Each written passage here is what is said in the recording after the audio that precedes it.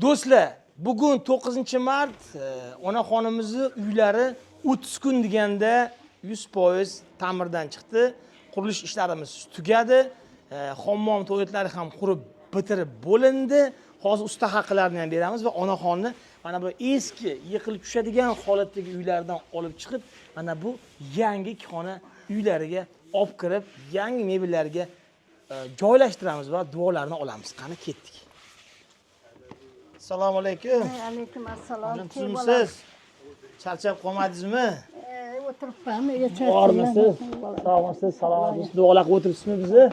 Duo qilaman, voy duo. 100% bitdi uyingiz. Mebellari ham bitdi, hammomlaringiz ham bitdi, hojatxonalar ham bitdi. Hozir men sizni shu endi yangi xonadonga endi olib kiraman hozir. Qani sizni? Qani ustalar kelinglar, zarplata. Ustalarga boshida bir 20 qancha million berdim, qolgan pullari. Keling. Ustalarga ham bir anaqa rozi qilib o'ramiz. Siz 33 million sanang mana qarang. 10 million, 20 million, mana bu yana 10 million, 3 million ustida. 33 million. Umumiy fundament, beton ishlariga tom qoqdinglar, boshqa qildinglar, hammom tualet qurdinglar. Mana kadrlarda hammom tualetlarini ham bitirishdi. Ikkinchi usta keling. Siz malyar ishlariga 8 million so'm shu skidkada qilib berdinglar. 14 milliondan 8 million rozi bo'ldinglar. Rozimisiz? Siz ham rozisiz. Endi keling. Santexnika 15 millionlik santexnikani ehson uchun 9,5 millionga qildingiz. 5 million mana qayirib qo'ying 4,5 million. Hamma rozimi? Bo'ldi, ustalarni duo qilib qo'yinglar. Endi yuring.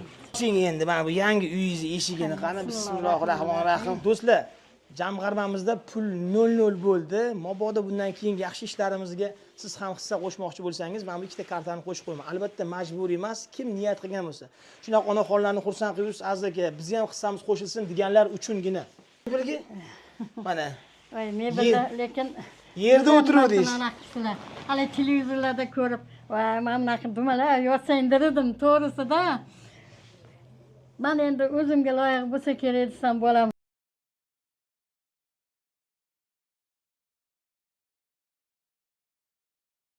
Ko'p odam hissa qo'shdi. Allohdan qaytsin. Baribir qiymatini gapirish kerak. Mana ko'p odam u deydi, bu deydi. Men oxirgi payt qilgan ishlarimizni qiymatini gapirishga majbur bo'lyapman, ba'zi bir sabablarga ko'ra. 0 dan 100 gacha shu hammom, tualetlaringiz, beton, ko'cha beton, devor ishlari, eshik romlar, mana shu uylar qurib bitirish mebellari bilan 150 million so'mga bitdi. 150 million so'm bizdan sizga ro'za Ramazon oyiga. Mayladan roziman. Keling, ikkinchi xonaga. Alloh rozi bo'lsin. Keling. 100% mana pardalarini ko'ryapsiz. Pardalariga ahamiyat bering. Ajoyib bo'lgan. Endi qo'limizdan kelgancha. Keling. Mana bu yerda voy, rahmat. Shunchalik anaqa qilganinglarga shukr. kuxnya, mana mikrovolnovka, mana qo'ldan kelgancha mebel, yangi plitalar. Bu yerga ham udobniy bo'lsin deb televizor qo'yib qo'ydik. Ha, mana yerda o'tirib choy ichasiz, mana ha, choylarni damlab, qo'shnilarga dugonalaringiz kelsa, maza qilib, choylarni ichib shu yerda o'tirasiz. Hamma xursand, hamma duo qilyapti. Shunga, ha. Hamma xursand. Qilganiga hamma xursand. Siz xursand bo'lsangiz, endi bitta duo qilib bering endi. Allohim. Otani aziz deb ot qo'ygan ekan. Ilohim hamisha aziz bo'lib yurgin bolam. El yurtni ichida qarindosh urug'laringning ichida, tanish bilishlaring, do'stlaring ichida hamisha aziz bo'lib yur bolam. Internetdagi do'stlarim duo qiling, meni emas, bular. Internetdagilarga ham Allohim tan jonlarini sog' bo'lsin, umrlari uzoq bo'lsin, ilohim ota-onalari orzu havaslarini ko'rsin, qo'sha qarishsin, ilohim. Amin.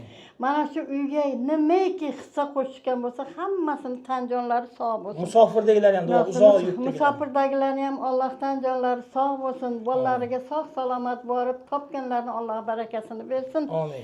Menga berganini Alloh ming tuman qilib qaytarsin, ilohim. Hammamizdan yetgan rozi bo'lsin. Joninglar sog' bo'lsin, hammanglar mendan rozi bo'linglar. Men ham hammasidan roziman.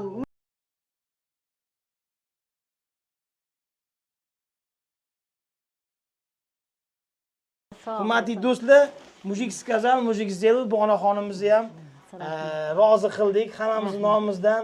Kecha ham bir onaxonni xursand qildik. Bundan oldin kuni ham ertaga yana bitta ikkita onaxonlarimiz bor. onani begonasi bo'lmaydi. Jannat onalar oyog'i ostida. Shuning uchun bu onaxonlarni kim Alloh rozi rozi qilsa, hech qachon ishi yurishmay yomon bo'lmagan, onani rozi qilgan inson hamisha ishi hamisha oldida bo'ladi. yo'linglar ochiq bo'lsin. Sizlarga omad beraversin.